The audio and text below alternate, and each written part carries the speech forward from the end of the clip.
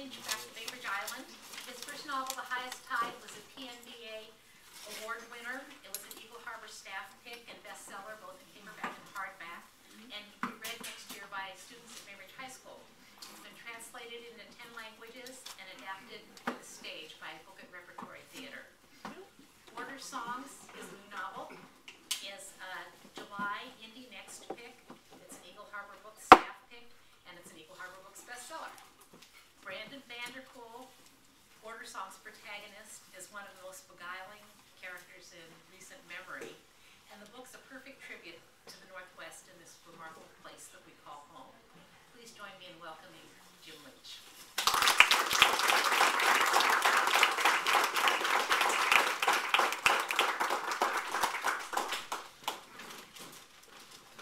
Hello. Hello. Thank you for being here on a gorgeous Sunday. Appreciate that.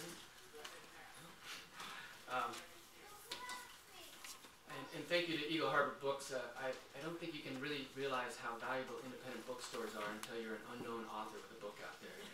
Because all you have to do is walk into a Barnes & Noble when you have your new book out and realize what the odds are against you of that jumping off the shelf. And so if you don't have independent bookstores where people can actually, encourage you to read a certain book, without the word of mouth of independent booksellers, there are really no new authors. We would all just keep reading James Patterson and Danielle Steele. So I really appreciate Eagle Harbor greatly. And so I wanted to tell you a few things about what it's been like with The Highest Tide. How many of you read The Highest Tide? Oh, thank you very much.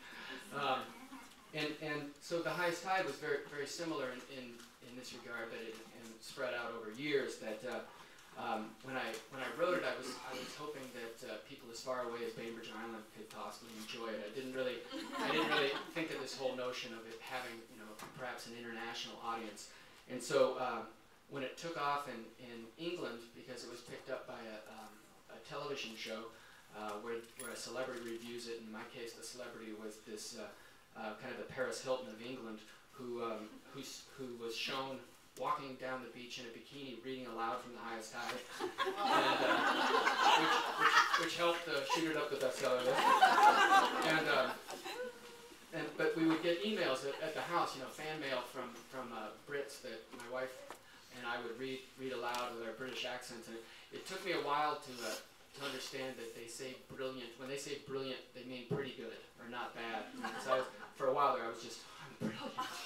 So The Highest Tide grew out of, essentially my fascination with South Puget Sound, and Border Songs came directly out of my fascination with the border up above the top of Washington State up here, the area from Blaine to Mount Baker, that's not only a very gorgeous strip of the Northwest, but it's also just kind of a mind bender as far as being a border. That the 49th parallel comes over the Cascades and then just cuts down through that valley, and so there's Canadian and American neighborhoods just divided by a drainage ditch, and there's certain areas where raspberry farms on one side go into raspberry farms on the other side. And so I always thought it was really interesting, and I went up there before and after 9/11, and it just it went from being this very quiet farming community on both sides of the line to suddenly being so tense.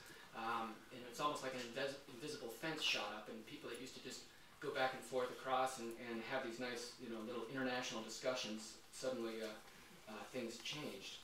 And so when I was riding around with the Border Patrol up there, when they had just tripled the Border Patrol force up there, and they were doing it to stop the terrorists from coming down from Canada, and what they were actually doing in reality, though, I found out, was essentially catching incredible amounts of marijuana coming south from British Columbia.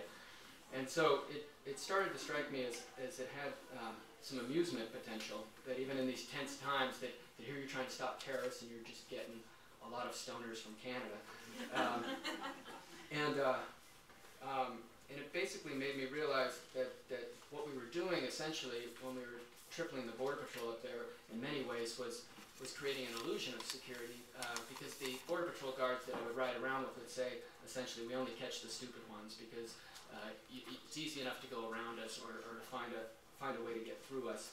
And about the same time, they were putting up security cameras up there that that were designed to help the Border Patrol, but what they were primarily doing, or often doing, is just annoying the hell out of the farmers, and who felt that they were being, spied on, and that they were being caught getting out of the shower.